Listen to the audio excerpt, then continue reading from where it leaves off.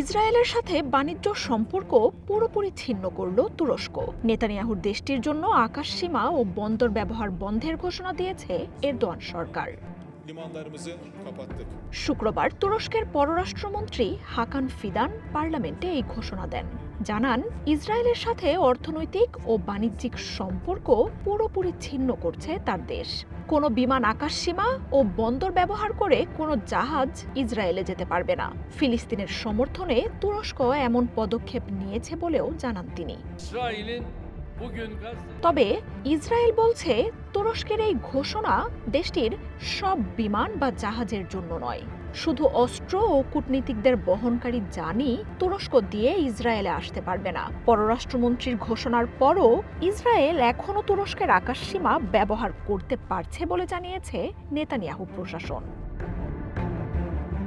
গত বছরের মে মাসেই তেল আবিবের সাথে বাণিজ্য সম্পর্ক ছিন্নের ঘোষণা দিয়েছিল আঙ্কারা।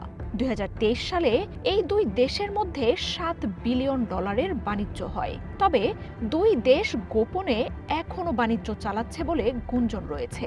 প্রতি বছর অসংখ্য ইসরায়েলি তুরস্ক ভ্রমণ করেন। বেন গুরিয়ন বিমানবন্দরেও তুরস্কের ব্যাপক কার্যক্রম চলে। ইসরায়েলে পণ্য রপ্তানিতেও এরদোয়ানের দেশটির অবস্থান পঞ্চম।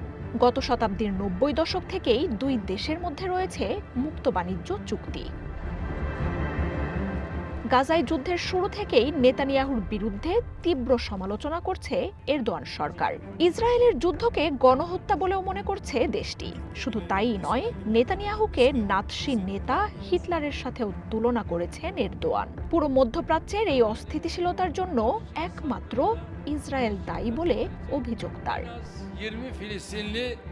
দুই দেশের সম্পর্ক নিয়ে ধোঁয়াশা চলছে। তবে বিশ্লেষকরা বলছেন, আঙ্কারার শঙ্কা ইসরায়েলকে থামানো না গেলে শিগগিরই মুখোমুখি সংঘাতে জড়াতে পারে দুই দেশ।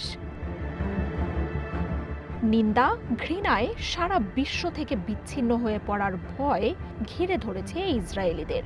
বহু দেশ ও কোম্পানি ইসরায়েলের সাথে সম্পর্ক রাখতে অস্বীকৃতি জানাচ্ছে। মার্জিয়া উপমা, ওয়ান ইন্টারন্যাশনাল ডেস্ক।